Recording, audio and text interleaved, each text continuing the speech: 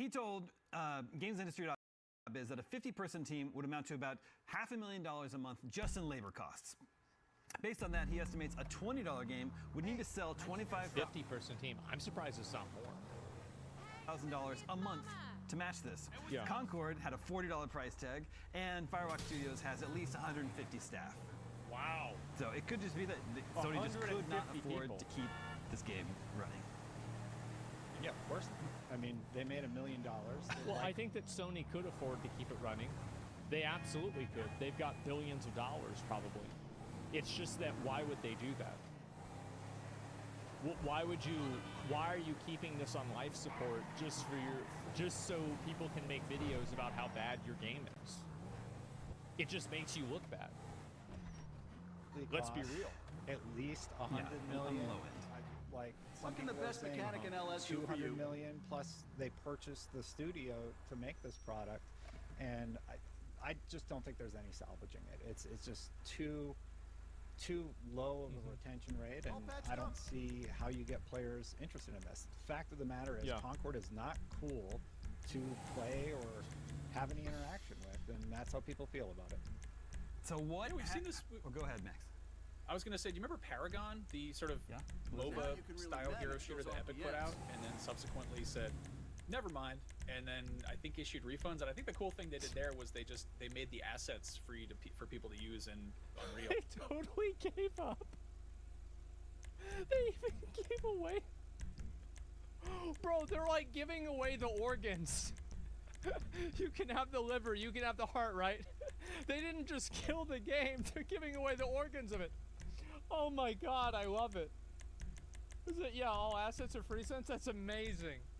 Or whatever. But yeah, like that was there. I don't think there was any, ill will towards that game. It just didn't attract a player base. Yeah, and again, sure. like Epic has a little bit of, they got a cushion to fall back on. They're not, they're not really hurting there. The people are, as long as people are using Unreal, that's fine. And clearly they got back on their feet with Fortnite after that. But yeah, this just strikes me as Sony just pulling the ripcord as hard as possible, because they are already in the hole with this game, and it's coming out just not even keeping itself afloat. This thing sunk like a brick. And yeah, I'm wondering if this is, you can give a game like this the benefit of the doubt. Maybe we'll see it reemerge as some kind of a free-to-play thing. But they're not going to, because like the problem is that the market has already made up their mind that Concord is bad.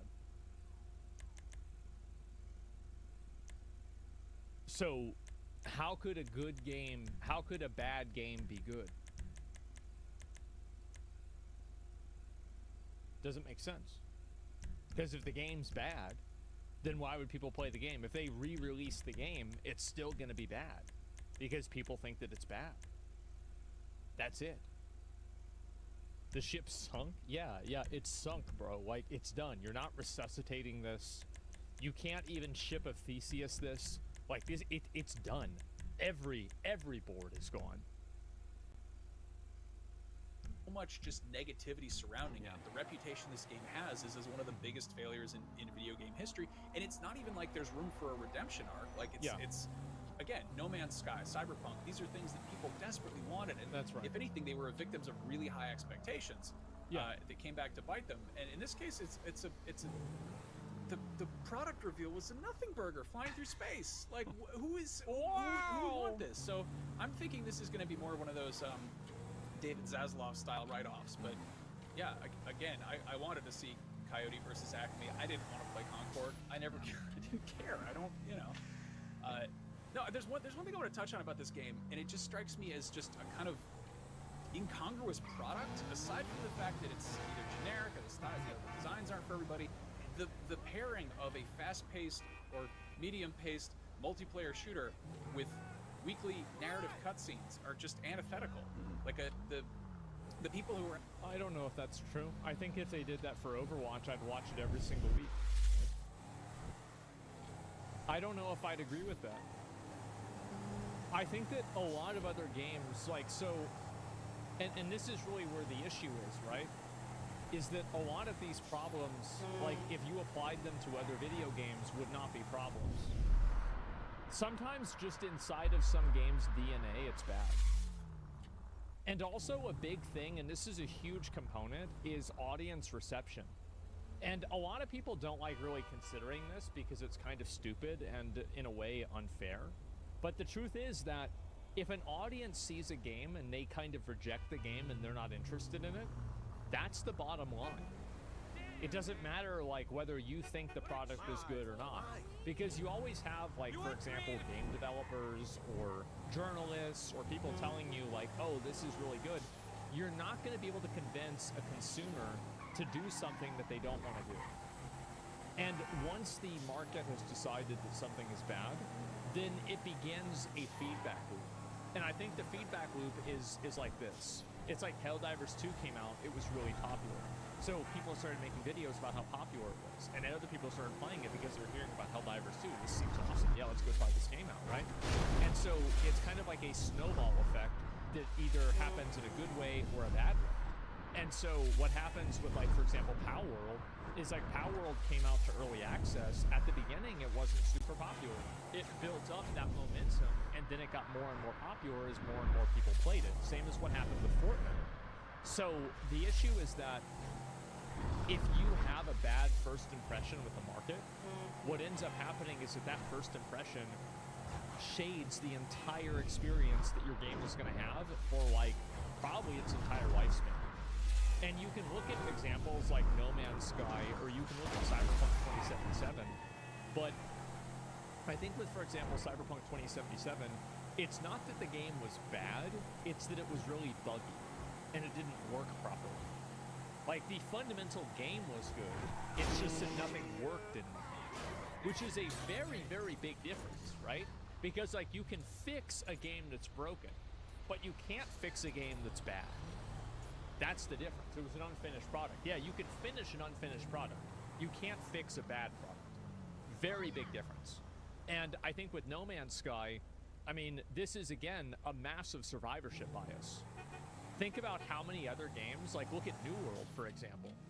New World is releasing the new, like, you know, Return, or like, you know, Guardians of Eternum or something like that patch, and I'm sure there's going to be people that are going to try it out.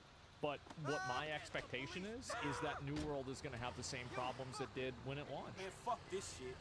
That's what's going to happen. We're just playing the beta. Yeah, well, and the beta is going to be great because the problems that the game had didn't manifest themselves until late mid-game, or sorry, like late leveling, and then like in in-game. Like, those are the problems with New World. The early new player experience for New World was always great. After narrative storytelling and beautifully polished cutscenes, like, speaking as one of those people, you play single player games.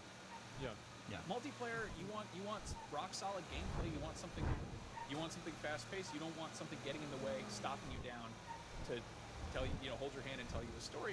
The Overwatch vignettes, I could be wrong, but I feel like those kind of came after the fact. There were a handful of them floating around, but that game launched with a kind of a cool, like, starter pack of action figures. I think it was 12 people on the roster at first, and they gradually trickled out these little shorts, giving you a little bit more context. But it was always gameplay first, story second. And in this case, this was one of the big selling points. We're gonna get a new, highly polished cutscene every week. Dope, like, dude, Fortnite. He brings up a really good point with this, and I think the way he's describing it actually makes a lot of sense. Where the company is viewing the cutscene as a value add, whereas the players don't care about the cutscenes if the game is bad. It's like the cutscenes can only be sprinkles on a cupcake, but if there's no cupcake, the sprinkles don't matter. I think, yeah, that's a really good point.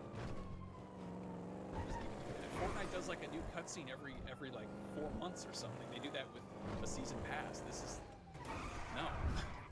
Yeah, and when we did get those cutscenes, the writing was, I'll just say, profoundly bad. It was just not interesting or engaging. It's made by weird losers that think that they should give a robot pronouns. What do you expect? I mean, it's not like... Of course it's going to be bad.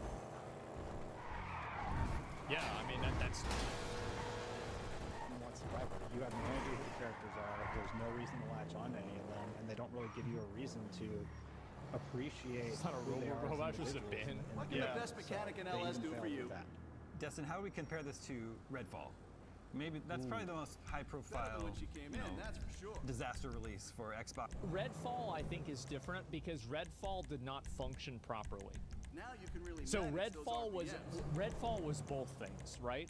So like Cyberpunk was a great game that didn't function well, and Concord was a bad game that functioned well. Redfall was a bad game that didn't function well. So even if they had fixed all of the bugs in Redfall, the game would have still been garbage. In recent years. That's what I think. Concord actually reviewed a little bit better than Redfall. It has a 64 on OpenCritic as opposed to 57 for Redfall. But Redfall's still here, even though Arcane Austin has unfortunately been shut down. You can still play Redfall today. Well, and it's wait a second. Like, so if I look at Metacritic,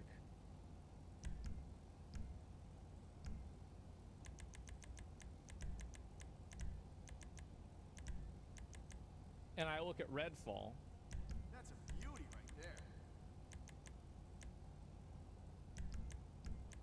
it doesn't have it. Wait, let me listen to this again. than Redfall. It has a 64 on OpenCritic as opposed. Concord actually reviewed a little bit better than Redfall. It has a 64 on Open. Concord reviewed better than Redfall. No, it didn't. Redfall, like Concord has a 1.8 and Redfall had a 3.5. OpenCritic. This is just. That's cool. And you bought it.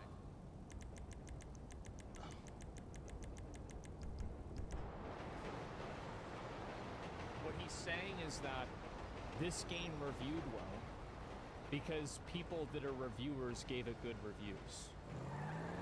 As if that means that it matters. The people that are giving it good reviews do not have any sort of unique authority or accuracy about whether a game is good or not. And very clearly, the criteria that the game is being graded on does not resonate with an audience. Now, I want to go ahead and go back to Metacritic. Because if you look at OpenCritic, OpenCritic collects review data from hundreds of online publications, blogs, and channels and compiles it onto one page. So this is not user reviews.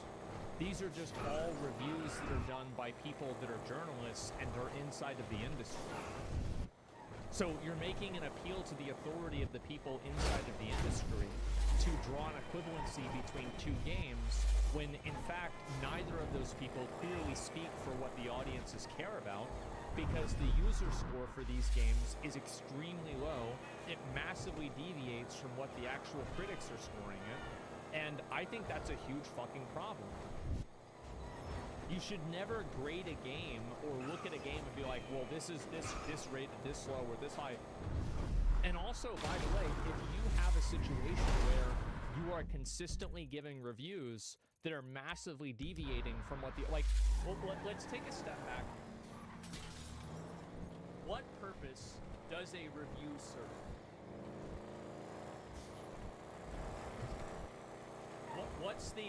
What is the purpose of the review? Why do you have a review? It's to inform people, right? Yes, it is to inform people. The only people that are going to look at reviews are prospective customers who will be deciding whether they're going to buy a product or not. Is that accurate? Like that's the reason why people look at reviews. So, fundamentally, if a review deviates from what users think the game is, the review is wrong because the review is done with the intent of informing the user. So to the extent that a review deviates from what the user perceives the game to be, that is an automatic categorical failure of the review. So whatever criteria you're using is bad. That's just the truth. The review is worthless then, exactly. So this is an appeal to authority because you are using the authority of these different critics and these game reviewers as if this is somehow meant to be a barometer on anything, when in fact it is not. And in fact, it's the opposite. There's no there's no gatekeeping, right? Like who can be a reviewer and who can't be a reviewer. There's not like you have to be a scientist, right? You work at NASA, you have to have a degree or something like that. No, you're just a game reviewer. Like that's it. There's no qualification for this. So you can't appeal to the authority of game reviewers and then use it as a referential foundation to say that Redfall is similar to Concord. Or that Redfall is, or Concord is good, because those reviews don't have any validity to begin with. I just, am I crazy, guys? Am I crazy? Like, I feel like this is just such a silly thing to look at. Maybe that's probably the most high-profile, disaster release for Xbox in recent years. Concord actually reviewed a little bit better than Redfall. It has 64 on Open Critic Critic reviews, as opposed to not 57 real for reviews. Redfall. But Redfall's still here, even though Arcane Austin has unfortunately been shut down. You can still play Redfall today, and it's actually in better shape than it was because, like I said, the developers just quietly worked on it and they updated it. And there was even a final update that provided that offline mode. This is great B-roll, by the way, that we're seeing I right feel here. like this guy's trying to do his best job. He's trying to do as well as he can, trying to defend IGN giving review scores that clearly don't reflect what the customer base wants.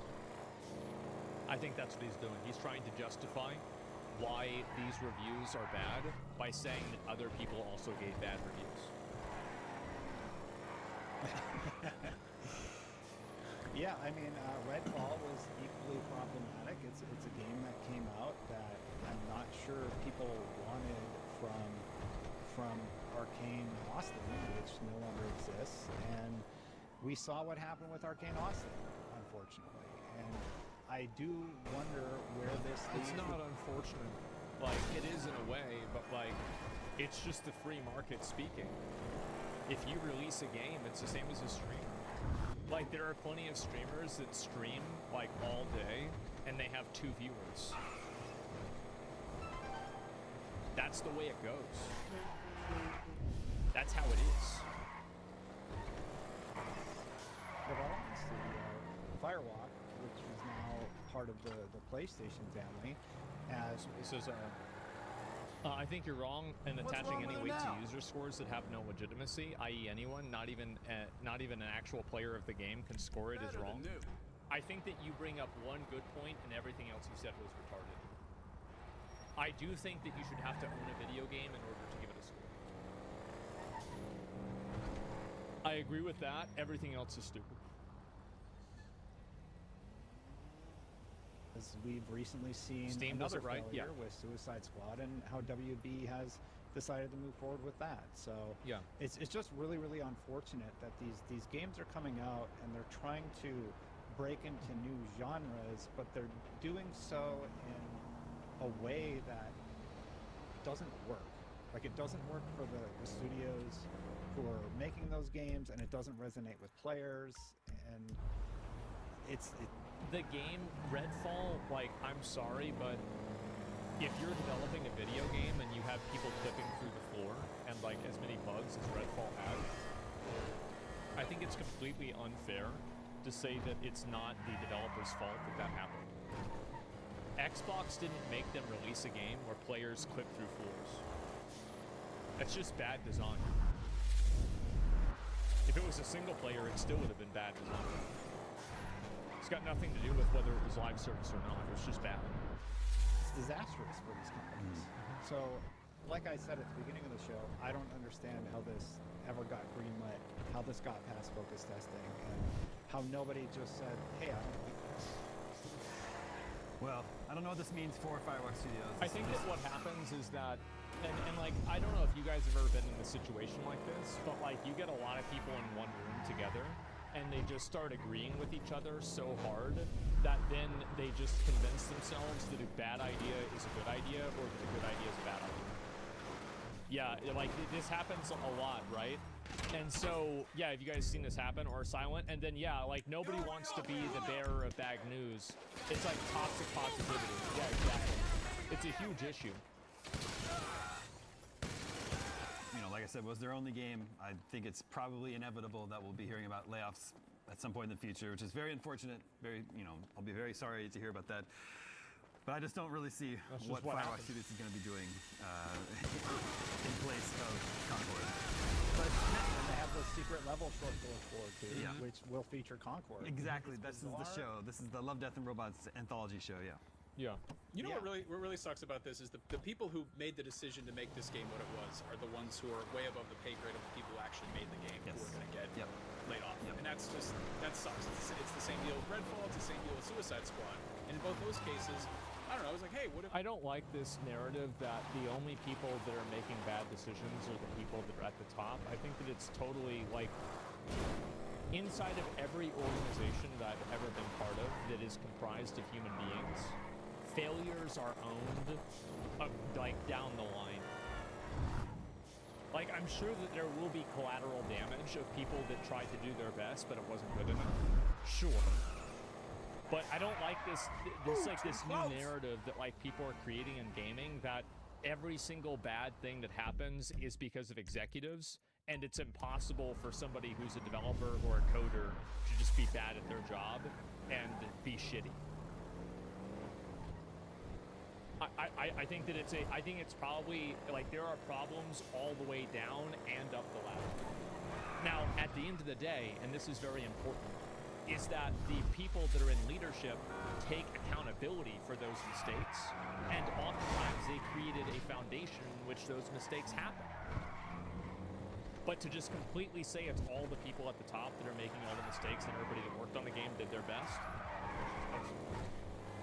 everything that I know about human nature tells me that's not true. Yeah. The people who made Dishonored made a vampire game you play with your friends. Okay, cool. That's a neat idea. Suicide Squad. Whatever. Yeah, Rocksteady wants to try their hand at again. Sure. There's some kernel of a good idea there. In this case, I don't know what the initial appeal was aside from just trying to cash in on the most lucrative looking games as a service, live service model that was the hot thing 6-7 years ago. I know. I mean, Yeah, when they started making bought the game. Firewatch just last April, I believe. Someone at Sony looked at this and said, "Yes, we will pay money for Concord and release I said it wouldn't next be summer." nothing nice. Well, But Max, on the flip side of all this bad news for Sony, we should mention that Astrobot is out now, and it's just fantastic. Astrobot's It got 9 out of 10 from IGN. Please, yeah, and if you want to take it for a spin and you haven't, just load up Astro's Playroom. There's your free-to-play demo of what that game is like, because it's just that, but for 4 times as long. Oh yeah, it's And PlayStation does deserve props for offering full refunds for Yeah. Concord and taking it offline and just saying, that's actually a really good point. Yeah, PlayStation earned a lot of respect, in my opinion, for it's like, you know this is bad, just give people their money back and say, oops, sorry, it won't happen again. Because like it ensures a lot of trust in Sony that if a product comes out and it's very bad, that you won't end up being out $40. Yeah, they're basically buying goodwill, which, like, to be honest, is a good decision, right? They've already lost 99% of their money. You might as well lose 100% at that point. It's like, it's basically, is the reputational hit worth that much money? Absolutely not. That was close. "Oh, we're going to give you your money back. We're going to eat this one and move forward however we need to." crazy times. Been covering this business for a long time. Like I said, I think this is an unprecedented move to pull a huge first-party game with such a short amount of time actually being available on the market. It happens with gacha games kind of regularly, by the way. Gacha games go EOS, end of service. That is when all of your waifus are, they go into the void. Let's Yep. revisit the poll from last episode. Not We that were talking about fast. all these PlayStation Usually 5 not. Pro leaks. We asked the audience, what are you willing to pay for a truly next-gen PS5 Pro? And 63% of you are willing to pay It is not. Man, shut the fuck up with that shit. Man, no, I don't want this shit. Nope. nothing. Not interested Willing to pay in nothing PS5 for it. Pro. Great. Which is a little bit interesting because we've been talking about, no one was asking for Concord. Sony went ahead and put Concord out. I don't know, Max, is Sony gonna put out a PS5 Pro even though no one seems to want that? that the PS5 Pro could run Concord at 8K, 120 frames. Oh, never mind. Aaron fucking they had that in the Pro. That's what's so fucking funny. There could have been an entire 5-minute segment dedicated to how the PS5 Pro takes Concord to the next level. Sorry, Concord's offline. I don't know who the PS5 Pro is for either. So I would love to be wowed, blown Well, away. it's so you can play games that were from 2013 that were remade in 2023 with a slightly higher resolution in the Windows of the and it's only $700. Well, unless you want to buy a disc drive, then it's more. Also, again, it's that good old PS3 era Sony hubris. Yep. It's for people. Oh, fuck that. I don't believe that either. PS3 offered a Blu-ray player, and if you, like, add in the value of a Blu-ray player inside of the value of the console, the PS3 had a tremendous value. It had a tremendous value, huge value. Blu-ray players back then themselves, just by themselves, were selling for what, $200, $300, $400? It could have even been more. Like, yeah, PS day one was 600. Yeah, but like, add in the Blu-ray player that it has, and that's it. Blu-ray was like half the price. Yeah, exactly. Not everybody used Blu-ray then. No, they didn't. No. And like, but I think that Sony made a good decision by doing it because it's exactly what they did with the PS2, and even the PS1 could play music CDs, which was unique to it at the time in like '96 or whatever.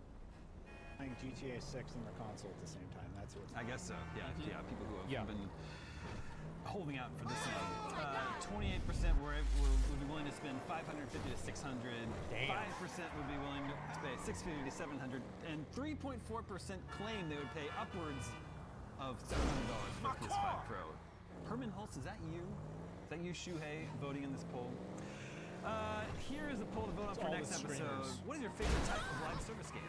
This is a more fun question to talk about. The Battle Royale, like Fortnite style. MOBAs like Dota 2. Sandbox games like GTA Online. MMOs like World of Warcraft. Card games like Marvel Snap or some other form of live service.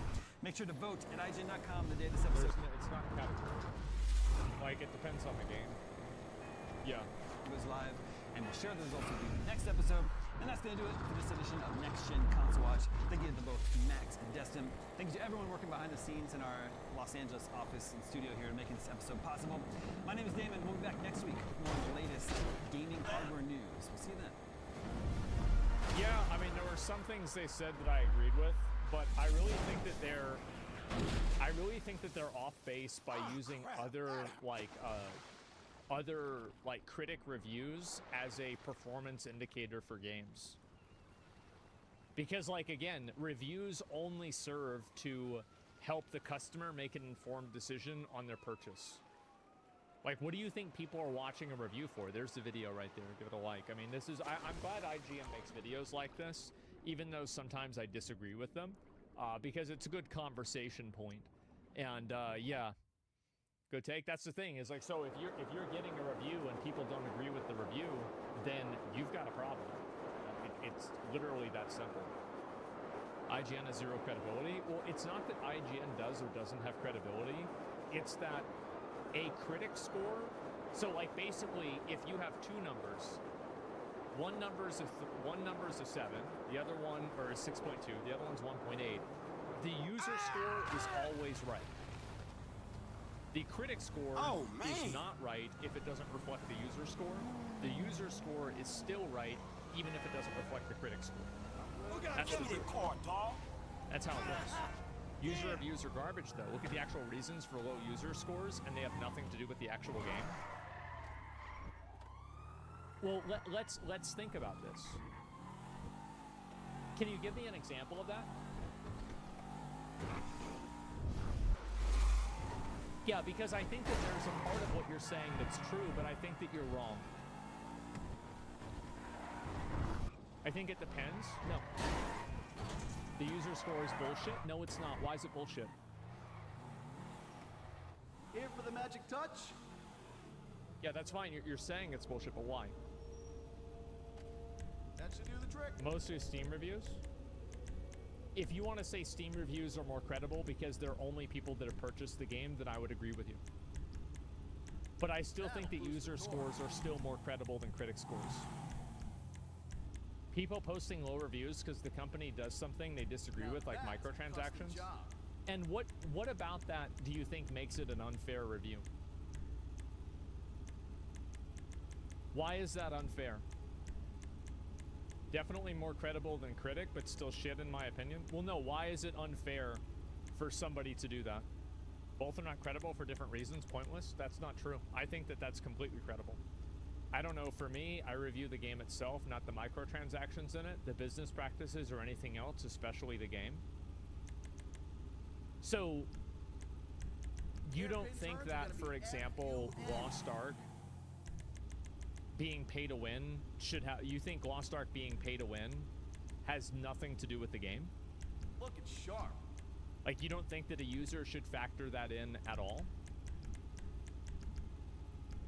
So, like, if somebody says, I like Lost Ark, but I think it's pay to win, so I don't want to play it, you think that's invalid? How does this work? It means the horse and not the gear? Why? It doesn't matter what I mean, right? At the end of the day, if there's a lot of people who think that a microtransaction or anything that a company does, never played that game to be honest, to be sure, but I've never really been bothered by microtransactions as games in a whole. So then you think that, so that's fine. That's fine. You don't have to listen to that. But why is it so? But you think that it's problematic that other people think that it's an issue? Because I think that you're right. Like, there are a lot of games that have like I play Honkai Star Rail, or I haven't played it for a long time, but I used to play Honkai Star Rail a lot. And so, like, you type something else. I grind shit out. If people want to buy something, go ahead. Doesn't really change my enjoyment of the game. Yes, it does, actually. So let me explain how it changes your enjoyment of the game.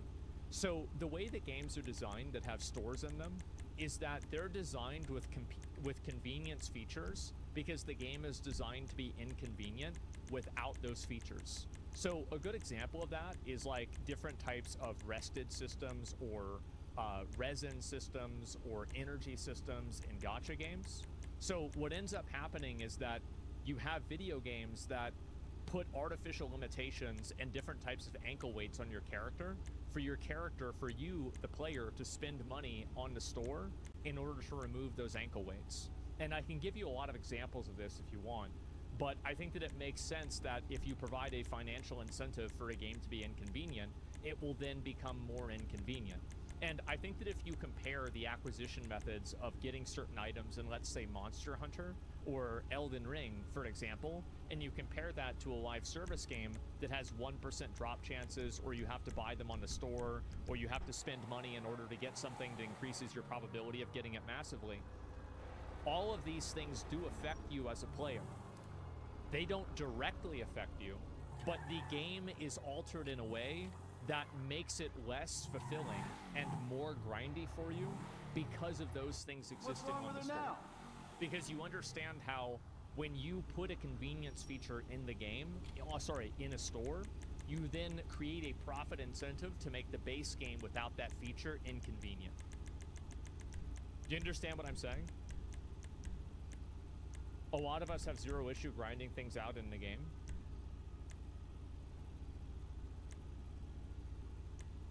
Okay, let me take a step back. Let me think about this a bit more.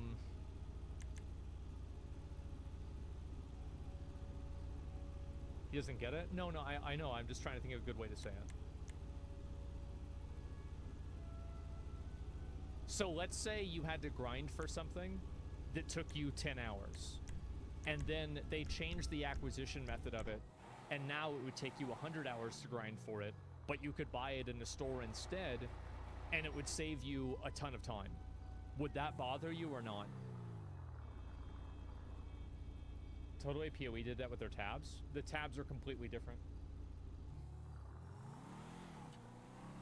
Yeah, would that bother you or not? Yeah, that would be bullshit at that point, sure.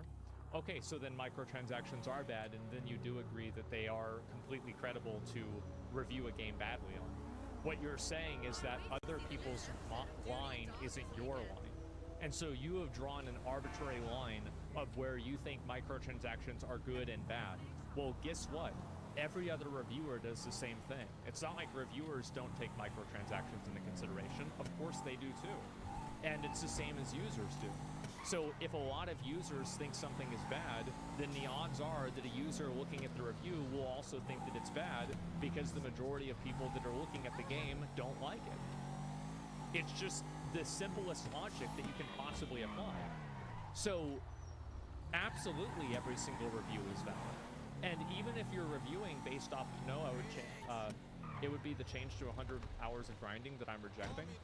Here's what you're not understanding, is that the games that have 100 hours of grinding have it in it from the beginning because the game was changed in order to make it rewarding for you to spend money. I have it on very good authority that Diablo Immortal was actually not pay to win in the beta, and they changed it to be pay to win very, very late in the game, and they totally changed the entire DNA of the game in order to make it worse, in order to make people spend money on the game. So I think Diablo Immortal, but you didn't know that because you didn't play that version of the game. And that's what I'm saying, is that the microtransactions that exist in these games as convenience features are actually so corrosive that you don't realize their effect because the game exists with them being built into its DNA. That's how it works. That's how pay-to-win games work. Yeah, exactly.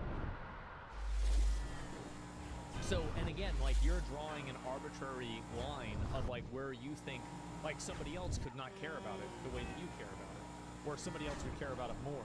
So I don't think that it's fair for you to invalidate people's reviews because of things that you don't care about. I think that obviously you have to look at a collective of people and then make a decision off of that. I think there's a lot of games that all of us have liked that were generally reviewed badly. And liking a game that's not popular doesn't make you stupid. But at the same time, the people that are reviewing it have every right to express the fact that they're unsatisfied with the product. I'll look at one more and then I'll move on. Okay. Yeah, it's just typing in one. That's fine.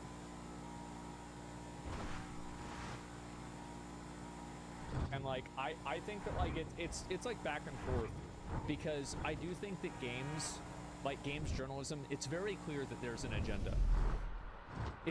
It's so obvious that there's an agenda when there have been this many issues that I can think of right off the top of my head, with like, to be fair, from a little bit of help with chat, of like things that have happened in games media that has been universally reported on in one direction.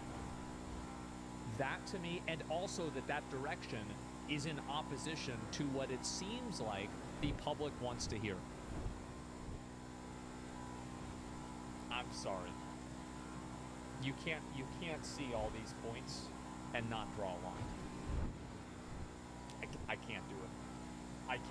I don't think the publisher's paying them, but I think that they have ulterior motives that cause them to not give reviews in a way that they should give reviews. Is Tokyo Game Stream still happening? It absolutely is. I'll link you guys the thing. There's definitely games journalists and studio under-table cooperation. I think that, again, there's a form of access journalism and a chilling effect that access journalism creates. Well, the general gamer public doesn't care about these issues and have expressed that, but they seem to think that we do care. Something is going wrong for sure. Yes, game reviews only exist to serve as a decision-making tool for a customer. So if game reviews are deviating from user reviews, then fundamentally, these game reviews are failing at doing their job. That's the way it is. That's it. Do you think journalism will adapt to face the several 7 out of 10 being huge failures? I don't think so. I think what's going to happen with games journalism is that it's going to die. I think it's overstayed its welcome already, and I'll tell you why. Basically, the reason why is because why do you need a games journalist? Like, just in so, let me take a step back. Video games are visual media.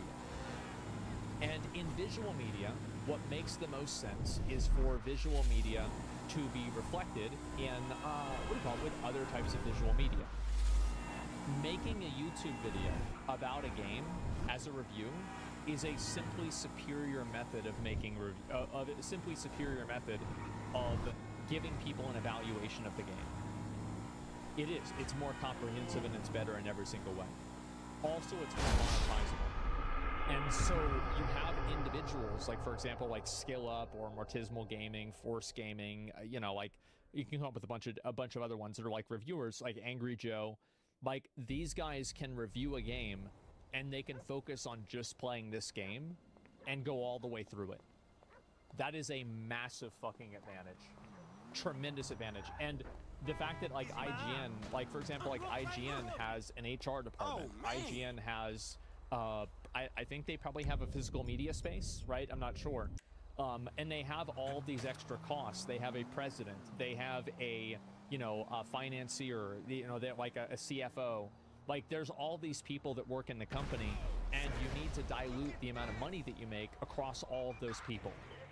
So they're very big, and because of that, they need to do things that cause them to lose money.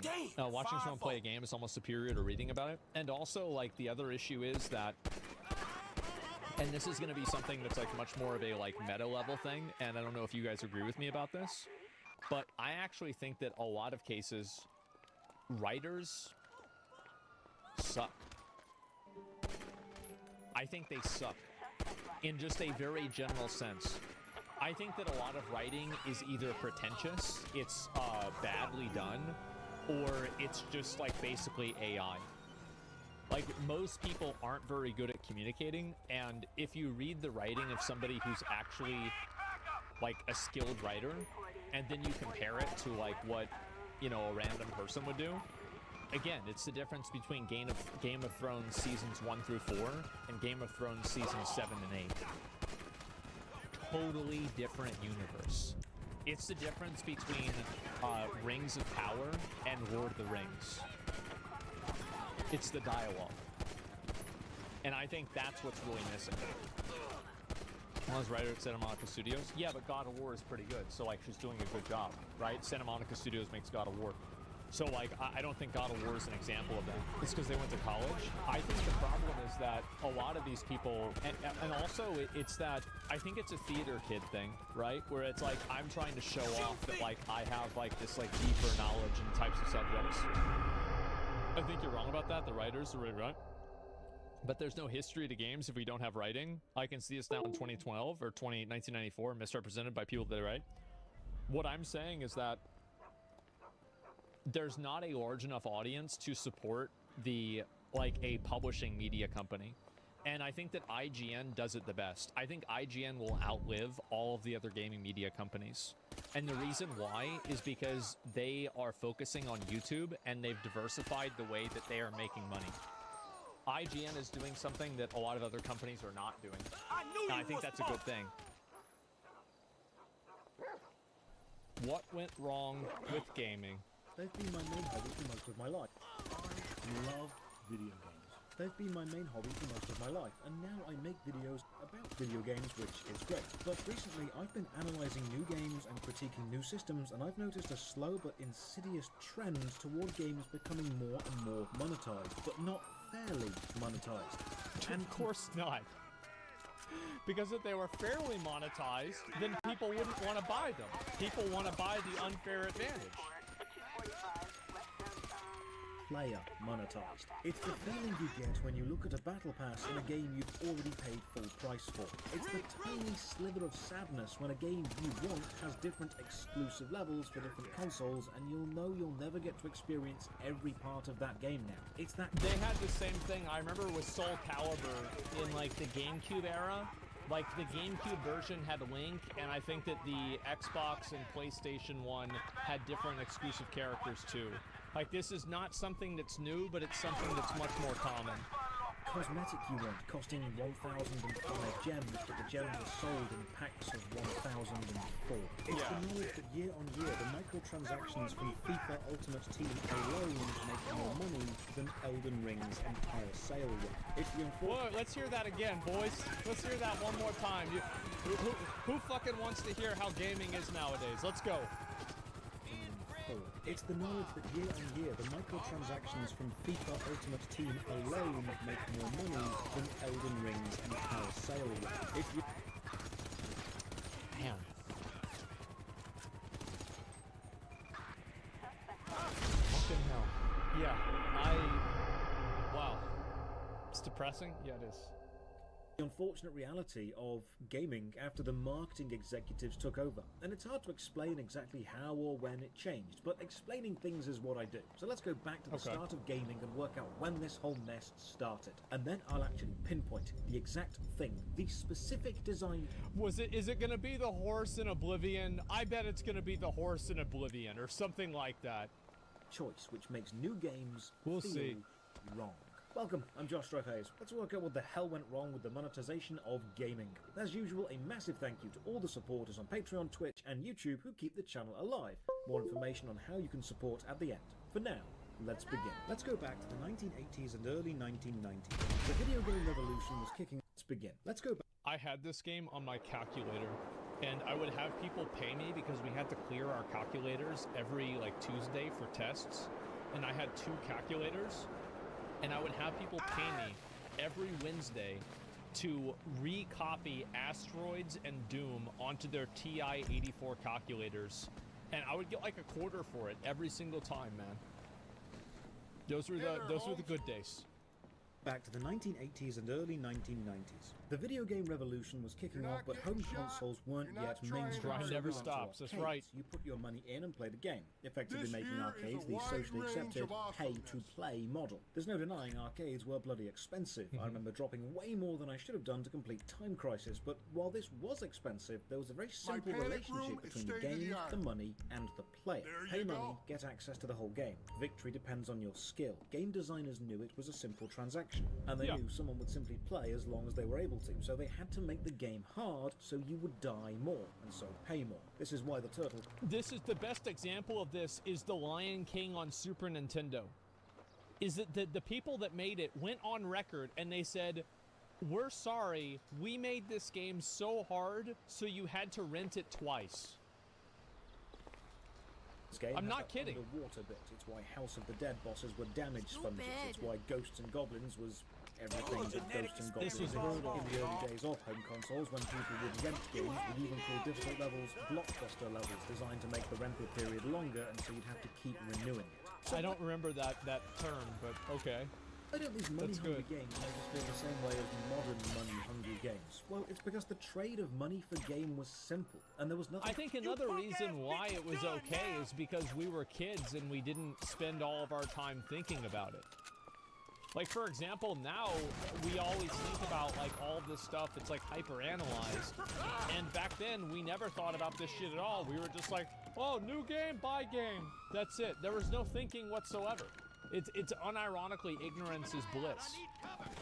Insidious about the transaction itself. You knew what you were giving, and you knew what you were getting. And if you were to break down the design time of a game into a pie chart at that point, it might look something like this. Story, graphics, narrative connections between them, mechanics, marketing. I'm gonna be honest, like, except for the fucking Squaresoft games, this fucking pie part is not there in any of the other games. Like, there are so many of the games, it's like, you know, fucking, like, Duke Nukem. The president's been kidnapped. Are you a bad enough dude to rescue the president? Let's find out. There it is.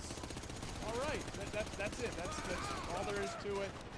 And maybe you hook up with a girl in like the third level, and that's it. What was the first arcade game you ever played? I played Gauntlet. That was my first ever arcade game that I played. I played it at Chuck E. Cheese, and I was so young that I would shoot the food with other people that would play with my mom and I. And I could use the excuse that I was so young that I didn't know what I was doing. But I did.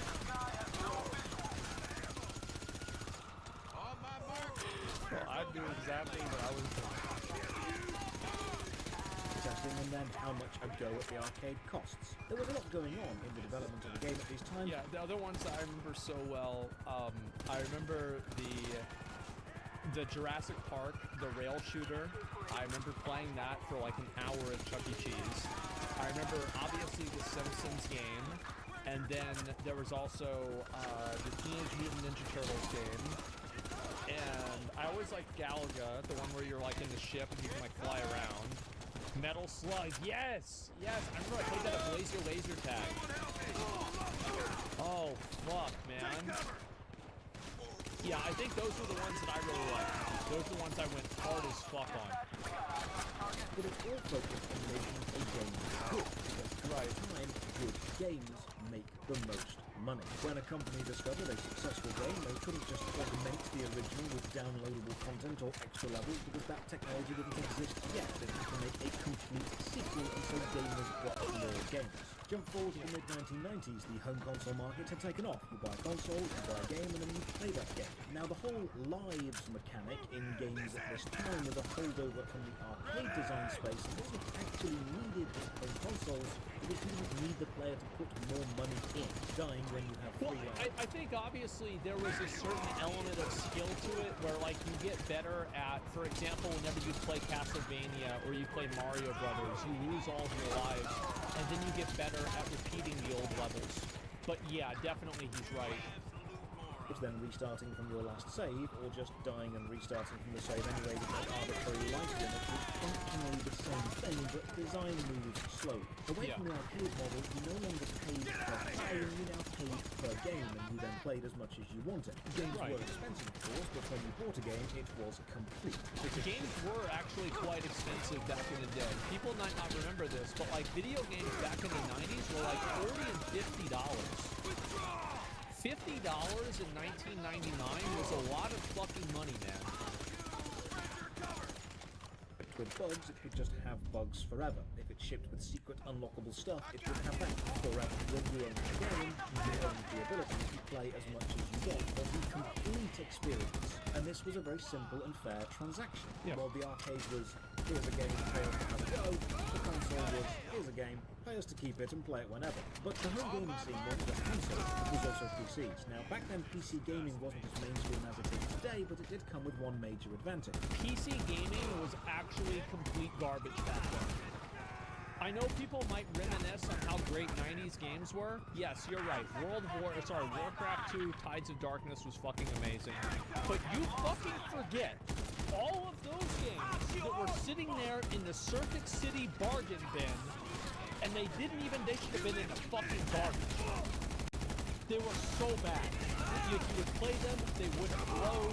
My mom would always say, like back in the 80s, whenever she'd try to buy a new game, it was like 50-50. If you buy the new software, if it works or not, then you have to call IBM and figure out what's going on, and then it doesn't work, and then it's like, well, you know, it is what it is. So that's what happens, man. Like, I've had that happen with, I think I have a Duke Nukem game had that. But it's like before, I think the turning point was whenever they started selling the games in the big boxes like this, that's whenever the games actually started being good. But whenever they would sell them in like these little fucking pieces of plastic, like a rapper getting out their mixtape at like some party or something downtown, like the mixtape rapper ones were fucking garbage. They were so bad.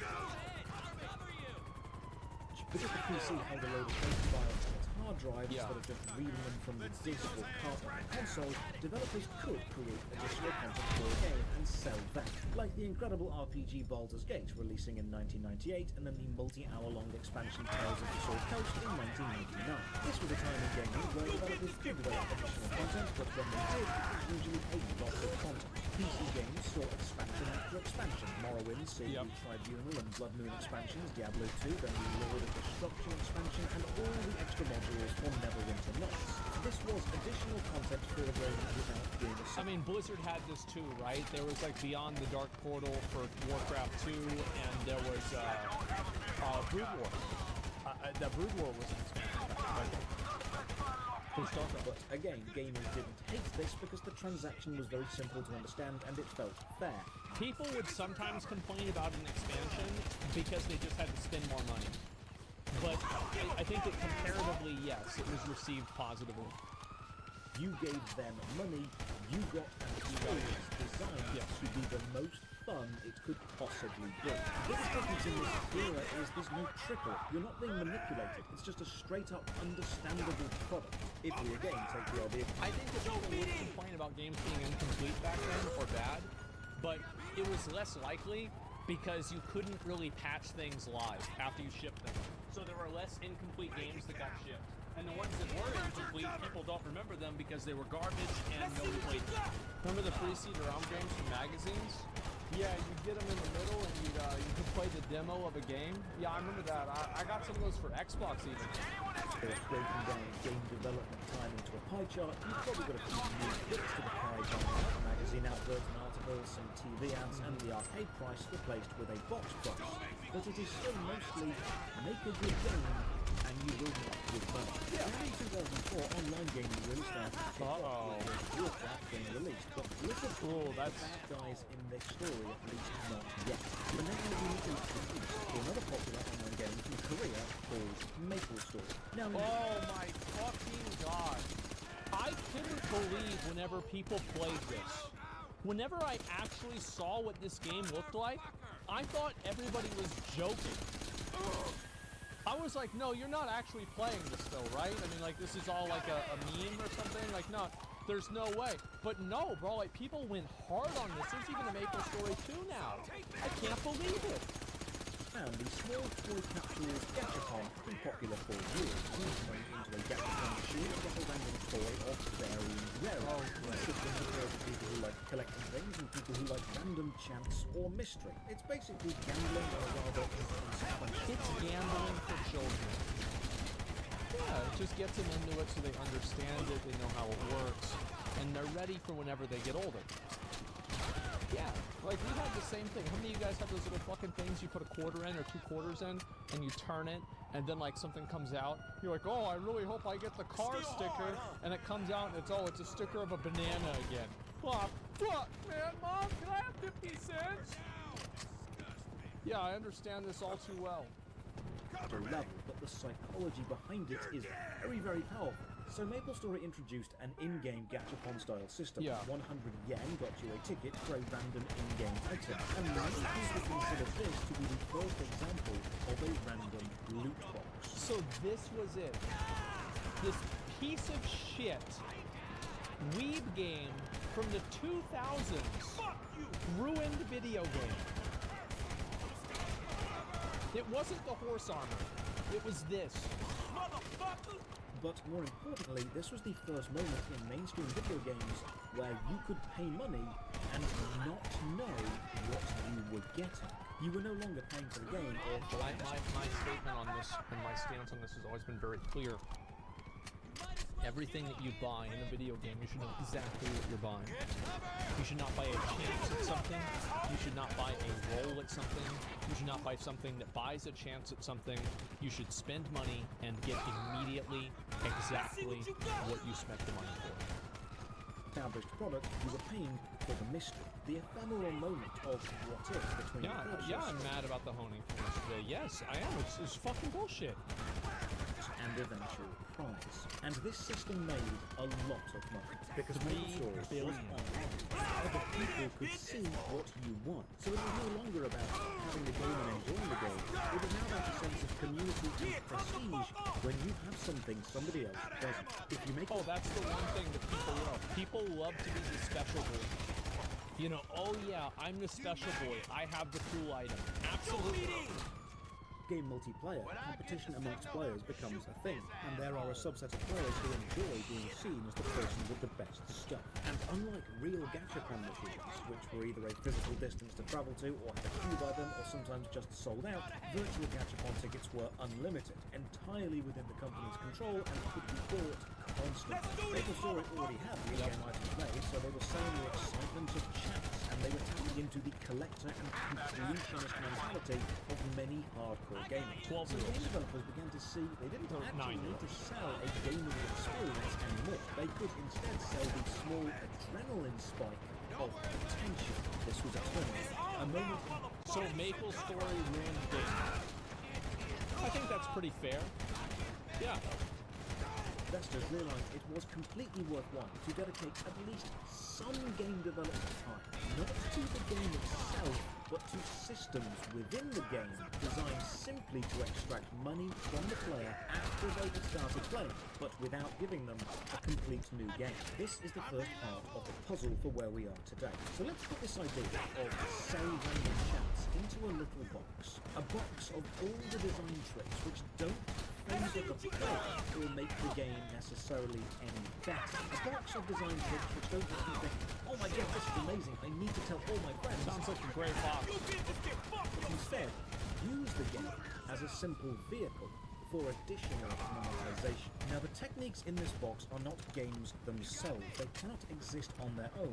They aren't symbiotic with a game because they don't enhance each other. They are parasitic because they need the game to survive but don't necessarily improve it. We'll call this box abusive monetization strategies. Yeah, that's about right. No, I think it's very true. Is that a lot of these systems are designed in a way that they do make the game worse. Or not utilizing these systems makes the game worse. That's like one of the worst things that pay for convenience in games has, is that it makes it to where it is financially lucrative for a developer to make a game inconvenient. Because now they can sell the short thing. Or from our catchy title, Pandora's Box of Bad Design. The Yeah, main I like danger of that this guy. box is, if we were to take the pie chart of game development time now, knowing that this box exists and knowing the techniques inside it can make a decent amount of money, the finance people know they need to find space for the techniques within this box somewhere on the pie chart, which means something else must lose out. Jump forward 2 years to 2006. The Western gaming market Just like I said. Yep. Here we go. it hasn't yet discovered the mass appeal and psychological dominance that loot boxes have, but Yeah. they have discovered something just as important. Gamers will pay money to look different, and it all kicks off with this stupid horse. Now, Oh god, there it is. You know it, I know it, everybody knows it. I made a complete video on the history of this Yeah. horse, but the short story is The Elder Scrolls Oblivion was a great game with some great DLC, Knights of the Nine and the Shivering Islands. Never had But any you of could the also pay a few dollars to give your horse armor. Now, it's important to understand, this is completely cosmetic. It doesn't actually make your horse any better in combat or defending, but you can buy it. And people did. In fact, a lot of people bought it. And this highlighted another thing. Making a game takes a Well, lot. everybody was very upset about this, and people would say like, oh, if you buy this, you're a loser, or you're stupid, or something like that, right? But yeah, I never bought this shit. Like, at this point, I have the strategy guide for Oblivion, but I don't have the fucking horse armor. I don't know how to download that. My mom was like, bro, she wouldn't even buy, like, she wouldn't put her credit card on the internet until like 2015. Like, I would have to go to fucking Target and buy those fucking prepaid WoW game cards for her because she would not want to have her card. Give that, you want me to give that to Blizzard? What the hell are they going to do with that? What are they going to do with that? What are they going to do with my card? Yeah, dude, she was not about that. Time. But once the main game is made, the development time it would take to make a cosmetic for that game is relatively short. And that cosmetic can be sold for a small amount of money, but it can be sold many, many times. The cost is Well, more. it's very simple, right? So, like, if you make something and you sell it for $1, and you make Elden Ring and you sell it for $60, do you think that the thing that you made that you're selling for $1 is only 1/60th easier than making Elden Ring? No, it's probably 1/10,000th easier than making Elden Ring. So in terms of optimization and min-maxing, you're gonna min-max selling the thing that you make for $1 a billion times than selling the thing that you sell for $60 100 times or 1,000 times. But the sales volume is high, hence microtransactions. Separate from the idea of a complete experience. I hate how people call them microtransactions, but there's packages to buy it for $100. How the fuck is that a microtransaction? It's more than the game. That's a fucking that's a macro transaction. I wish people would start saying that. Macro transactions. Every time it's more than like $3. which would expand the game and make the game experience bigger, a microtransaction adds hardly anything beyond the original experience. It's almost equal sequential, but it's not free. So now developers know expansions are a bit risky, but microtransactions are very safe and very small. Even if they don't sell, it's not a great waste of developer time. So the focus shifted away from selling a main game with lots of expansions to selling the main game and then lots and lots and lots and lots of small additional things. The problem with this is now developers have a vested interest in keeping the coolest cosmetics or the most fun little things out of the base game, and it's That is something that I have complained about for, I don't know, fucking 10 years. Like, I poured salt on my head about this in 2012, and everybody said I was a loser. But now, 10 years later, they realize that I was right all along. Yeah, I fucking knew this shit was gonna happen. Because if you tell people that you can make money doing this, they're gonna start doing it. Of course. game and instead releasing them as additional microtransactions, which is something we'll see happen more and more. And this absolutely does not favour the player, because it leads to an experience where you as a player, even though you have bought the game, when you sit down to play it, you do not feel like you have access to the whole game, because I was about to say, yeah, you don't have access to the experience. No, it used to be you bought a game and got a game. Now it's you buy a game and you get the main framework which you need to pay more to flesh out. So let's add sell small additions to your game as microtransactions to the box of abusive monetization strategies. And as the box grows, so does the space it would need to take up on the game development It's part. getting bigger. Now we head into 2009 to the rise of Facebook, and one of the cornerstones Oh, dude, like these Facebook games, like I remember there would be times where like people would say that their grandma got addicted to like Farmville or something on Facebook, and she was spending more time on Farmville and the cat's dead. And it's been dead for like 2 weeks, and like she doesn't even know about it because she's just been playing Farmville the whole time. Holy fuck. Yeah, people got addicted to this. of casual gaming and Oh my monetization god, yeah, the progression. Mafia game too. Farmville. Farmville was everywhere Yep. in the late 2000s, made by Zynga. I never played them. Because Facebook was everywhere. Everyone was on it, and even young gamers were gaming, which sounds great, but they were burning through the game too quickly. They were enjoying it and then just moving on, which was not great, can't have because that. Facebook is all about retention. So Farmville did something really counterintuitive to increase player retention. They didn't consume energy, so you couldn't progress more than a certain amount every day. Now these games were mostly And this is how every game is now. You have like these weird fucking throttling systems that make it to where you can't do any progress.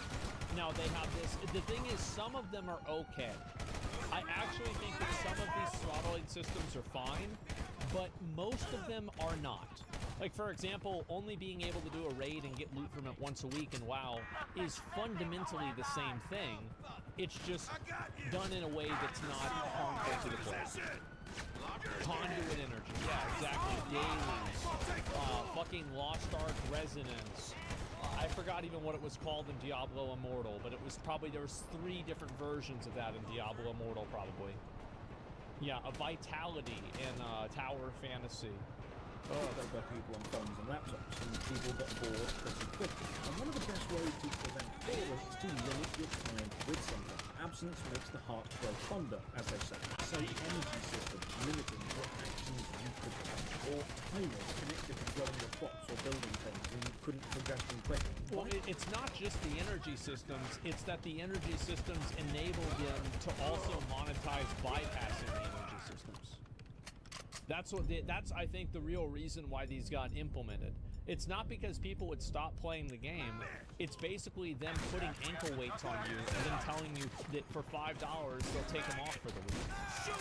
Making the player focus only in short but intense bursts and then wait for their next fix of game. Yeah. You either force them to pay more money to gain more energy, or to It's like you're wearing like a chastity belt for 23 hours and they take it off for 1 fucking hour, and then after that you've got it back on for the rest of the day. Unless you pay $5. skip the timers, or you make them return tomorrow. And this is game design focused on the formation of daily habits. The psychological power of the habit has been studied for years. Motivational speakers talk about them, self-help books push them, and now gaming companies were looking to use them as a way to turn players into users. Because it wasn't just about the game being fun anymore. The focus wasn't on giving the player the best experience you could Well, I give. think it's very important whenever you look at the terminology, right? I mean, it's a terminology change. Terminology change. Like, players are no longer players, they are now users. I think that's huge. Then letting the player enjoy it at their own pace. The focus was about the game being effective at encouraging a specific behavior response from the user. Yeah. Encouraging the user to return day after day is habit forming. Someone who plays your game habitually is more likely to remain playing even after the game itself has stopped being enjoyable. They're just continuing that habit. Along with this, game designers knew you would also have friends on Facebook that may not be playing the game. Oh my god, the updates from Farmville. Holy fuck, that was so annoying.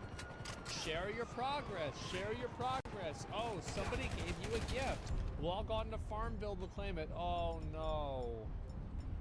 And they wanted those friends to play the game, which is why they put the mechanics in the game. I remember one time there was like a hot girl on Facebook, and I saw I had a notification from her, and I was like, yes, and then it was Farmville.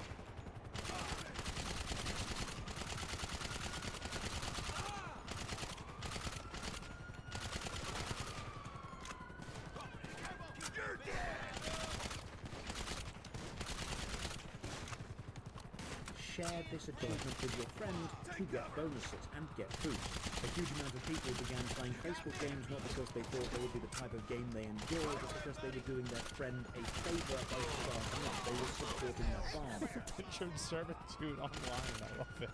They were joining their mapping. And just like Maple Story captured and viewed by the players in the game, you could share the progress of your farm. You could show off how far along you were. It was Fucking recruit your nephew and your grandma to come work on your farm and fucking work for free on your video game farm on Facebook. It's just like, whenever you break it down, it's so stupid, but it worked and people did it. spurred competition. So we can have limiting progressions per day and encouraging you to invite your friends to start the game to give yourself advantages or the ability to share your progressions with the community, which is why achievements on almost all consoles and PCs are publicly viewable. Into the box of abusive monetization strategies. And while habitually playing something isn't generating money in itself, it does keep the audience around longer so they can be exposed to other more successful strategies. Now some people Well, it's more like, let's say every single time that somebody opens the game, there's a 10% chance that they're going to buy something. Well, then all you need to do is get them to open the game 10 times. So there you go. Now this is the goal. You got to get them to open the game 10 times. It's that easy. will point out that paying to advance more or paying to skip timers is in some ways similar to the old arcade process of dying and then putting more coins in to continue. Yeah. And it is similar, but there is a crucial difference. With an arcade game, you could, in theory, finish the game entirely on skill. Yeah. These timers and energy bars in games such as Farmville cannot ever be finished on skill alone, because you will hit the wall. Yeah, there were no, as far as I know, there were no Farmville esports competitions. That you will need to either wait for or pay to remove. But this wasn't everything, nowhere near. Farmville had other Yeah, strategies. TSM doesn't have a Farmville team. Making progress faster, but not with money directly. Now you need to convert real money into a proprietary currency. In this case, Farmvilles. And this is one of the most prevalent designs we still see used, because it does several psychological things disgustingly well. If you can buy That would actually have been so fucking funny though, whenever I'm thinking about it. Like, imagine if one of the big esports orgs just brought in like a bunch of the players' moms, and they had like a competitive Farmville team, and it was actually just like 7 of the, you know, like their Counter-Strike players, like their moms, just talking about the game. That would have been fucking hilarious. I'd watch that, yeah. But But if the game displays items in their own proprietary currency, such as gems or coins or platinum or farm bucks or whatever they want to call it, you have to make one mental step converting the currency from what you understand to what you don't understand. So all these things are now one mental step away from having real value, and that is hugely important, because even once... And that's why all these games have like 2 or 3 different currencies, where you buy the you use your real money, and then you buy the in-game premium currency, and then you use the premium currency to buy the shop currency. It's like Lost Ark, you buy royal crystals, you turn them into blue crystals, and then you spend blue crystals on items in the shop. That is further than most people are willing to go. So it's like, how much money are you really spending with, you know, like $400 or, you know, $100 of Lost Ark money? It's kind of hard to say, because you gotta go through royal crystals, blue crystals, and gold. But let's add that into the box. Proprietary in-game premium currency to obscure real-world value by a single step. I also think that every single game they shouldn't let you do this. I think that if you're gonna have microtransactions in a game, I think that there is no consumer advantage that pricing in the store exists in crystals or, oh fuck, is it messed up?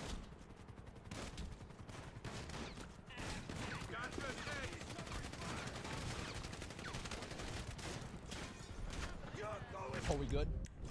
Testing 1, 2, 3. Is we big good? Oh, yeah, there it is.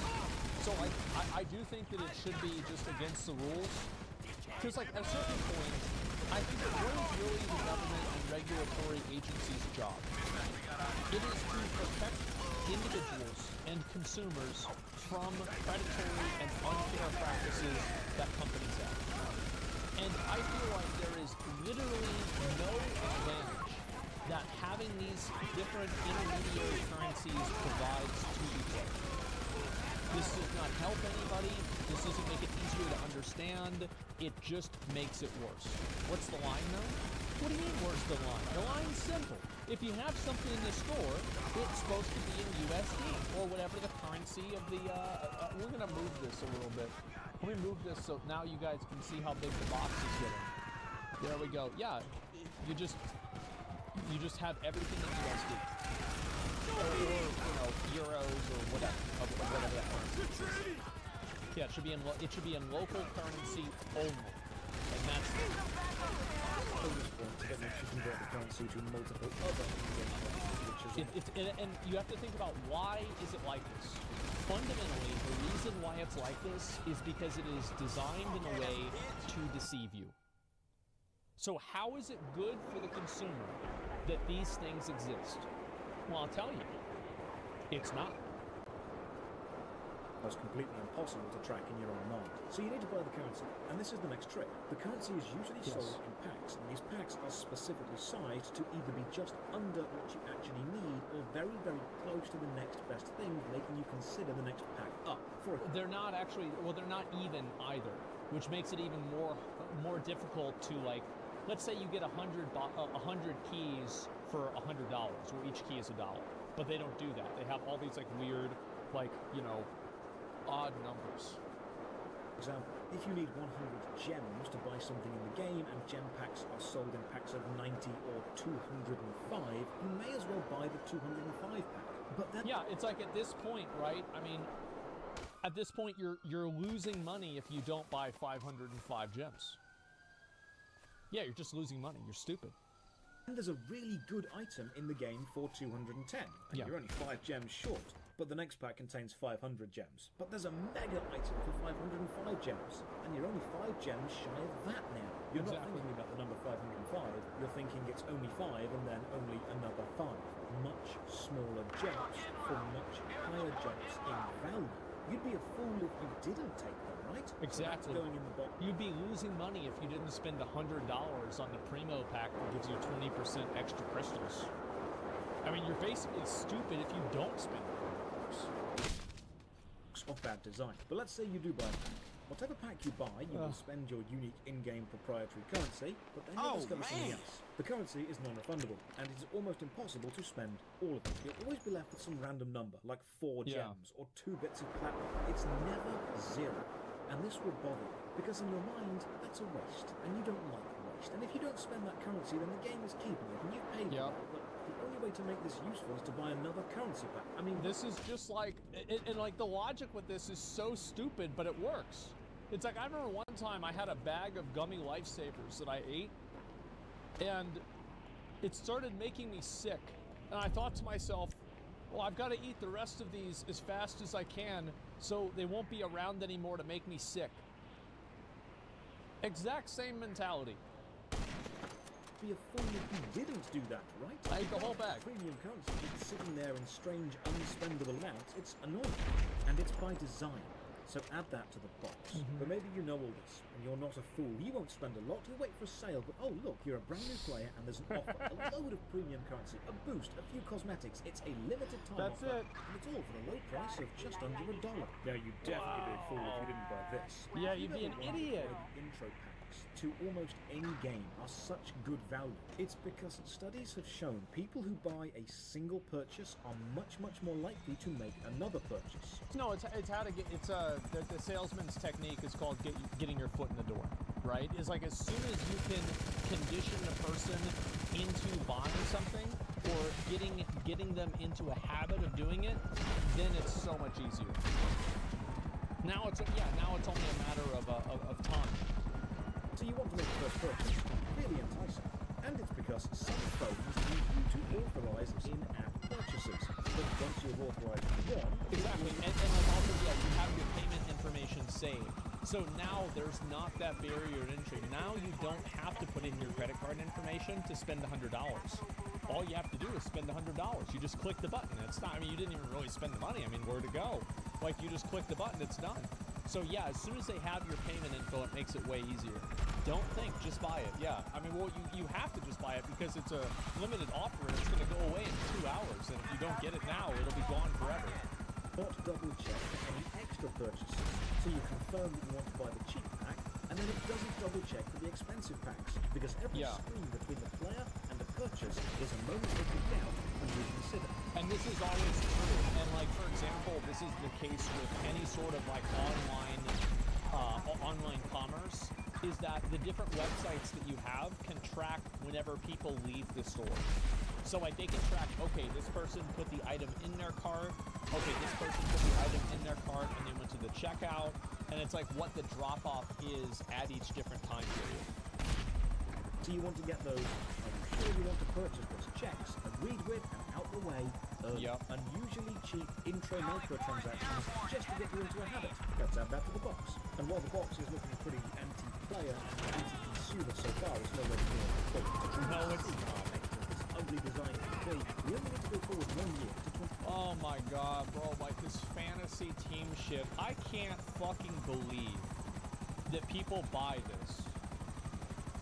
Like, a lot of the times, like, you're buying the same characters. And, like, the worst part about this is, like, however stupid I think FIFA is, I spent, like, $40 on Lost Ark card packs yesterday. So, I mean, it's the same exact thing. It's oh, fuck. Idiot? Yeah, well, at least every year, if I get the Light of Salvation plus 30, I'm gonna be okay. Yeah, I won't have to worry about it for a long time.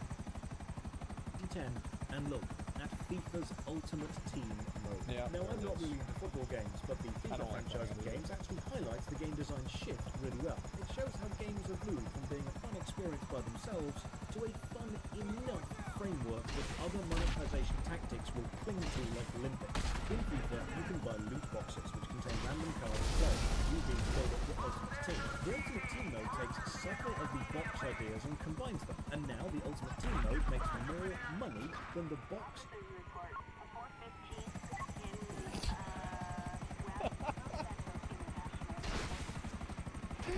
Holy fuck, man. Oh, we are really interesting days, aren't we? Oh my god, this is so ridiculous. Like, Give me a triple fuck. Like, yeah, gotcha indeed. I think that, again, all this stuff is enabled by gambling. Like, if, for example, on the FIFA store, they had fucking Messi on the store, and he was $5 million, okay? Nobody would buy it. But the reason why they're buying it is they're getting eaten one bite at a time. They're not getting swallowed whole with the $500 purchase right immediately, but it's one bite at a time. It's the gamba that enables these purchases. Because I think that the amount of people who would actually sit there and spend $500 just to have that card, and you knew that the only way that somebody had that card is that they spent $500, people would laugh at it. And if you think that I'm wrong, people laugh at you for spending $8 on Twitter. Think about how stupid you've got to be to spend $500 on a FIFA game that gets outdated next year. Sales of FIFA itself. In fact, since 2018, FIFA Ultimate Team has generated over $1 billion in revenue per year for EA. In 2021, they made $1.6 billion, and it happens every single year. And the cards you buy in the Ultimate Team for 1 year cannot be used for the next year. Why not? Why not? Why can't you use the cards in the next year? I wonder why. Even microtransactions now have a shelf life. Horse armor may last forever. That's right. What if you could make a My Light of Salvation will whenever I get my Light of Salvation up to level 30, it's gonna be forever too. player pay for it again and again every year? Let's add that to the box. Yearly repeating microtransactions. Now, as a developer, you look at this box, and think, selling my game isn't the profitable thing anymore. No. It's what I can sell within the game. By now, the box of abusive monetization strategies getting bigger. is so big, it's almost impossible to ignore if you are making the game. And this was, like, we haven't even gotten to 10 years ago, okay? A year later, in 2011, the MMORPG RuneScape is suffering. They had a major update to the combat system, which a huge majority of the player base hated, and this made them lose a lot of play. This is a mistake worthy of its own video, but the bottom line is, they are a monthly subscription game losing subscribing players. They need to find a way to either recover paying members or to stem the tide of people leaving. So, a subscription game you pay monthly for, losing players, and then having microtransactions in it. Yeah, I could see this happening. Yeah, I think this seems reasonable, yeah. Enter the loyalty program. Every month of membership, you now earn loyalty points, and you earn more for every consecutive month if you remain subscribed. And then you can spend loyalty points on cool exclusive cosmetics or mechanically powerful areas and boosts. So now, cancelling your membership wasn't just a case of thinking, I'm not enjoying the game, so I won't pay, which is a very simple, understandable, fair transaction. It's now a case of thinking, I'm not enjoying the game, but if I unsubscribe, You I lose break everything. my loyalty streak Yeah. and will earn far fewer loyalty points. And this is what people that do to streamers too. Like, I don't understand this. Like, I'm subscribed to some people on Twitch. Yeah, sure, a lot of friends of mine. But it's like some people like make a big deal out of like being subscribed to like different streamers and shit like that. Like, oh, I don't know, man. Like, it's just. I don't know. Not really? Yes. Absolutely. What do you mean, really? Yeah. But my streak, yeah, I don't know. It's just, it's not that big of a deal. At least to me, it's not. Over the long run, which will put me at a disadvantage if I ever do want to come back in the future, which is not as fair. The transaction used to be simple, but now we're putting the player in the position of give money even if you don't want to play because you don't want to break a habit. That's And I think this is still okay. Like, if a company wants to do this, a game developer wants to do this, I think that they should be able to do this. I don't like it, but I think it's okay if a company does this. Even though it is, somebody says it's ass, it is absolutely ass. However, there are things that are like, going in the box. Right now, the box is demanding a bigger and bigger slice of the game design pie chart. 2 years later, 2013 sees the release of Dead Space 3, and the third installment in a terrific horror trilogy. Well, sort of. While Dead Space 1 and 2 were indeed terrific horror games with tension and pacing and balanced gameplay and great stories, the idea of you being a lone engineer trapped on an infested spaceship, struggling against incredible odds, using only your small collection of mining tools and very limited ammunition to survive, and it added in the ability to let you buy in-game guns with real cash from the trash. A horror survival game. What?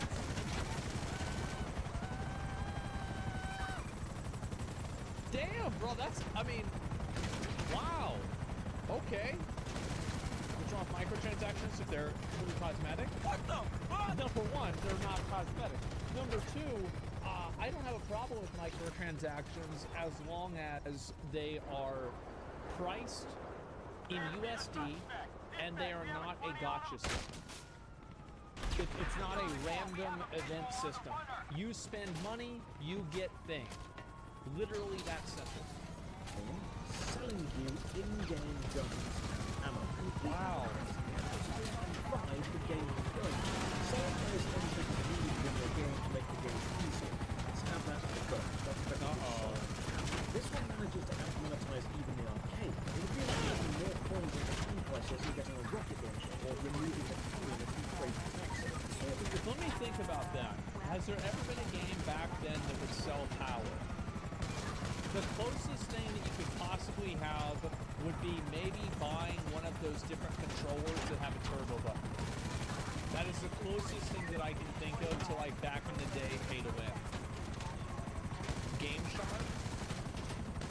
Yeah, Game Shark is a good, that's a good point. I actually had a Game Shark back in the day.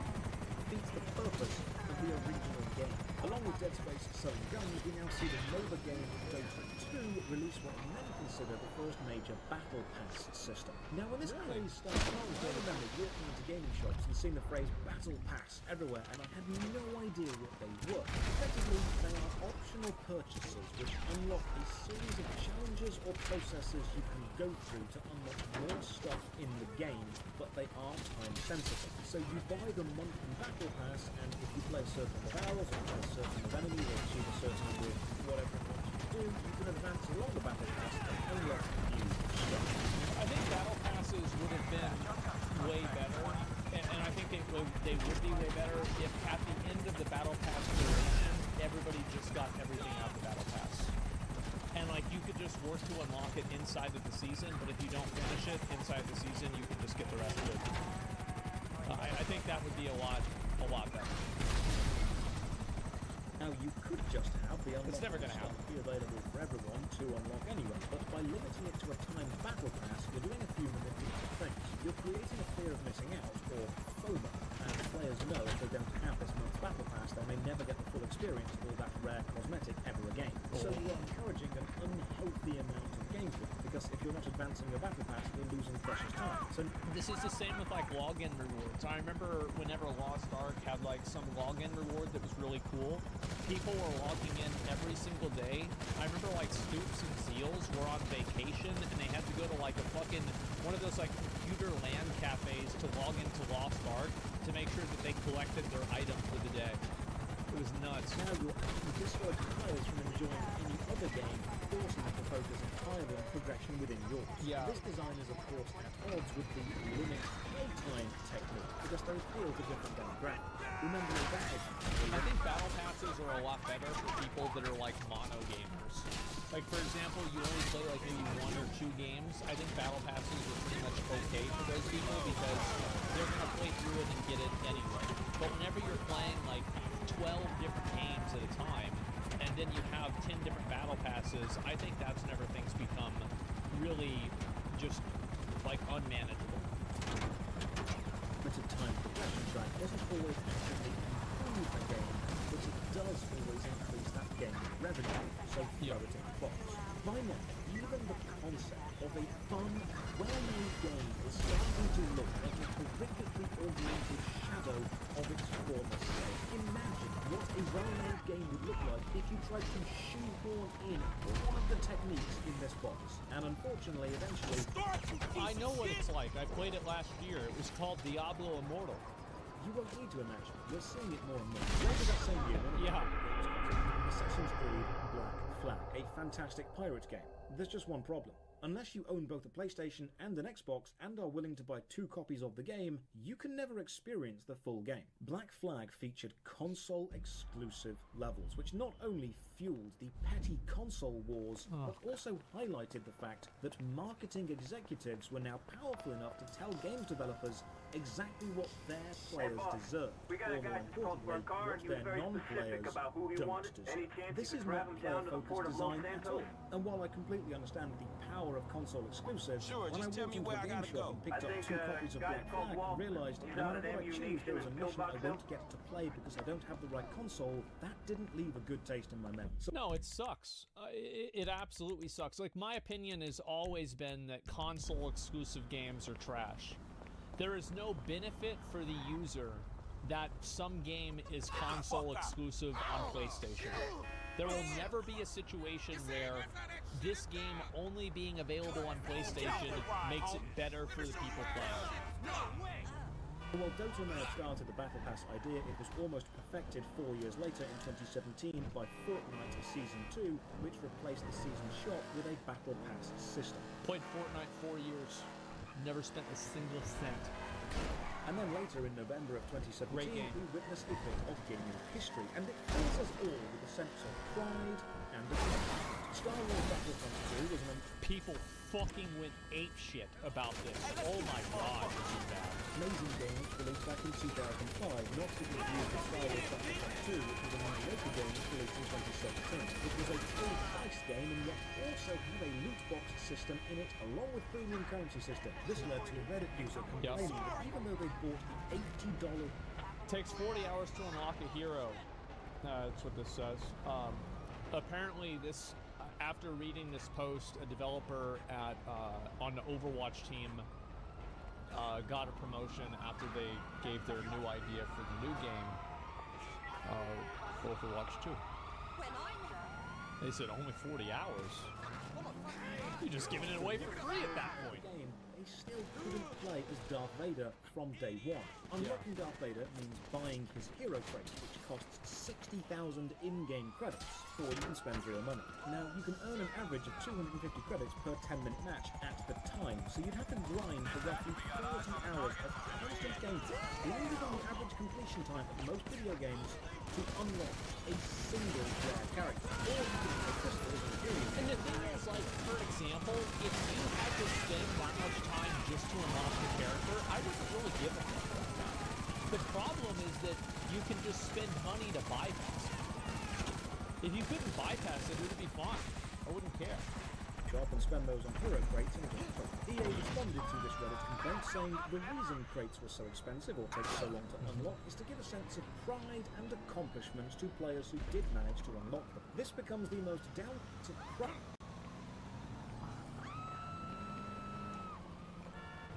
Wow, I spent $100. I have Darth Vader. I'm a winner. Holy fuck, man. Yeah, this says a negative 667,000 up dukes. That's a lot of down dukes. Pride and accomplishments to players who did manage to unlock them. This becomes the most downvoted comment in Reddit history. So, locking premium parts of your full-priced game behind either hours of grind or spending even more money to unlock the cool stuff before other people who bought the same game as you. Now, it's important to understand that games having things locked within them is not necessarily bad design. One of my favourite games of all time is SSX Tricky, the snowboarding game. And as you play through that, you unlock new characters. Yeah, it's totally fine that it takes a really long time to unlock certain characters. The problem isn't that it takes a long time to unlock other characters. The problem is that you can spend money to bypass the time.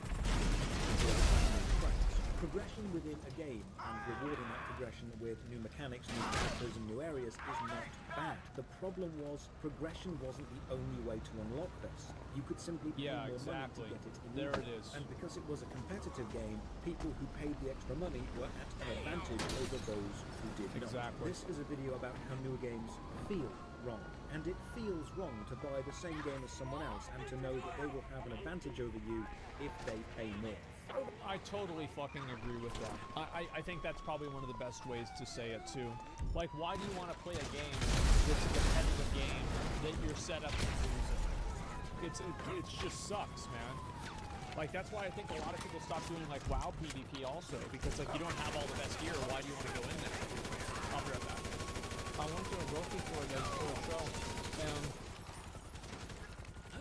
the guy there was looking at me weird, and he walked by me like 3 times, just like, okay. You know, it's gonna be like a thing. And so it comes up to me, he's like, well, I know you from somewhere. And I'm like, yeah, you used to. He's like, that's crazy. I'm like, yeah. I thought I knew you. A fan reviewer. And he's like, I watched a video of you about Elden Ring. I'm like, is that right? He says, yeah. You were watching somebody else's video, and they didn't like Elden Ring, and you were saying they were stupid. And I'm like, yeah, exactly. That was me. And he's like, and they were stupid. I'm like, I know, right? I'm like, did you play Elden Ring? He's like, yeah, it was great. I'm like, yeah, I don't know what that guy was talking about. That guy was a fucking idiot. And he's like, yeah, can I get a picture with you? I'm like, yeah, sure. And he's like, you know, I see him looking over at, like, he's like middle-aged man with like a, you know, everything, you know, like prim and proper. I'm like, that's your manager? I'm like, yeah. He's like, yeah. I'm like, I'm not on break. It's like, it's fine. And I'm like, just get out of line side of the manager. We'll just go stand over here. He won't be able to see you. And he's like, oh, okay, yeah, it's fine. And I did it. Actually worked. Straight up fucking worked. LOS the manager. Took a picture with the dude. Drove home. Did this. That in the box is abusive monetization. Why not? And then 5 years later, Oh, good. extensively in the videos the diabolical immoral Diablo Immortal and his followers about the legendary Clash, because it took basically every idea in the big box of abusive monetization and sprinkled them liberally. It's kind of like, imagine thinking of like, there's a list of every immoral and predatory practice for a video game to have, and Diablo Immortal used that list like a checklist. And they got a 100 too. For a somewhat Diablo-looking game, including multiple premium currencies, a deliberately similar in-game item that functions slightly different to a paid version of the same thing, and multiple battle passes all called different things. But don't worry, because everyone assured me that Diablo Immortal was a mobile, and thus would not be representative of the actual next Diablo game, which would be Diablo 4. Everyone told me Diablo 4 would be a full game by itself, with no cash shop, with gameplay first, and none of the strategies from the big box's madness. I don't think anybody said that Diablo 4 wasn't going to have anything like that. I just think it's not going to be pay to win. And for everything that I've read so far, it's not pay to win, except for being able to spend money on the head start, which I think is undoubtedly pay to win. So The sad thing about that, though, is like, I'll give them credit. Like, if I was a game developer, I would also allow people to pay money to play the game early. Because it staggers out the amount of people and the amount of stress on your servers. It's kind of like a soft release to see how your servers are going to be able to do, and also you make more money with it. So it's like a win-win situation. It's like it's logistically a good idea and it's financially a good idea. Like Lost Ark did that. I feel like most games are going to do this, just because it works. Various digital versions of the game, the more expensive ones giving you an accelerated battle pass bonus, allowing you to progress quicker, and there is a cosmetic cash shop using its own proprietary currency. And if you're thinking Diablo doesn't need all these extra bells and whistles to be a good Diablo game, you are correct. These have not been added because they make the game better. They've been added because they make the game money. And then Darktide released, which is I think that's actually a really, really simple way of putting it. I'm gonna the game better. They've been You are correct. These have not been added because they make the game better. They've been added because they make the game money. And then That's exactly right. It's to make money, not make the game better. And that's what I think the real problem with this is. It's that it's all about just making more and more money, and there's no thought, no concern, no value placed on the consumer experience. Darktide released, which is a full-price game with an abusively priced cash shop. So you can for hours and hours to get some of the cheap things in that shop. And now that's the thing, is like I have people, they're like, man, I'm the same item level as you in Lost Ark. Oh, you're a whale. No, you're not. You're a loser. It's like, well, I only play 17 hours a day on 15 alts. It's like, oh, okay, well, you know, I guess, yeah, I guess I'm an idiot then, huh? Is that right?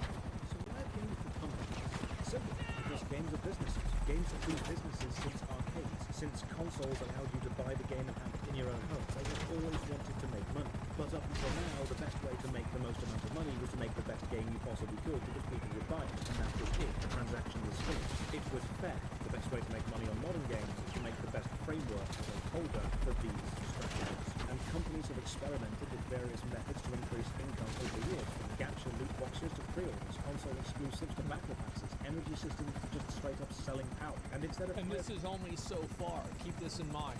There will be a new idea. You know what I should do? I should try to come up with the next predatory idea in video gaming.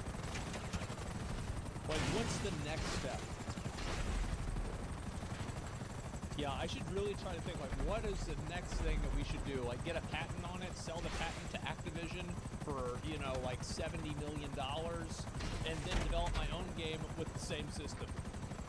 in game designers, they hired psychologists to build habits, to reinforce addictive behaviors, to design gameplay loops which encourage spending. The problem was, these techniques were never about the player having fun. They were about the user being monetized. And when a marketing executive I don't like pictures the you language playing a there. game, you aren't pictured smiling and laughing with friends. You're pictured opening your wallet and reaching for your credit card.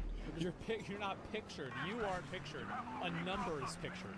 that's their goal. And eventually, the Pandora's box of abusive monetization strategies was so full of proven, effective techniques that making a game is often no longer about the game, at least not for the people in charge of the money. The game I think that battle passes at this point are always going to be three-tiered. You're going to have the battle pass, the poor people's battle pass, where like you work for 40 hours and you get like bronze bars or something like that. And then if you go and you buy like the normal premium battle pass, you get all of the cool pay-to-win stuff, like 1,000 bronze bars or 1,000 gold bars for just playing for 30 minutes. And then if you buy the empowered ultimate wizard battle champion warlord chieftain of gaming battle pass, which is more money, then you get the cool cosmetics. is now simply a life support system for as many of these systems as you can design into. The game is a host, and the parasite of monetization has begun to take over. And the unfortunate reality is this It's like the guy at the beginning of Men in Black. works. Even with a breakout incredible success like Elden Ring, which won Game of the Year and sold over 15 million copies as of this video, at $60 a sale, over $1 billion in sales worldwide. Still not as much as an anime waifu in Genshin Impact. As hard as they try, as hard as they work, not as much as a waifu in Genshin Impact. Holy fuck, isn't that sad? That is still slightly shy of how much money Genshin Impact made this year.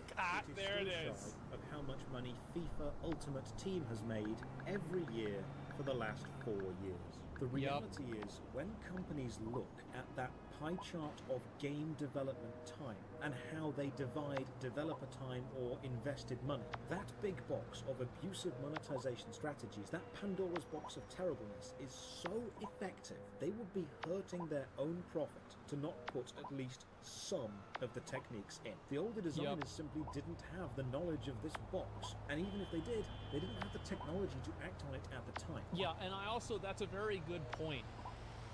If Nintendo could have done this in 1995 with the Super Nintendo, they would have. It's just that they couldn't do it then, that's all. Modern design often puts the player into an awkward position where the game has spent more time it's getting focusing bigger. on the manipulative, abusive systems than it has on not just taking being calls the right best game it could be. So what is the exact choice which makes games feel wrong? Is it MapleStory's fault for adding Gachapon? Is it Oblivion's fault for the horse armor? Is it No, it's the player's fault for buying them. That's whose fault it is, because they could have put all of this stuff in the game and people wouldn't have played it, and then the game would have died. You would have never seen another game like that. So ultimately,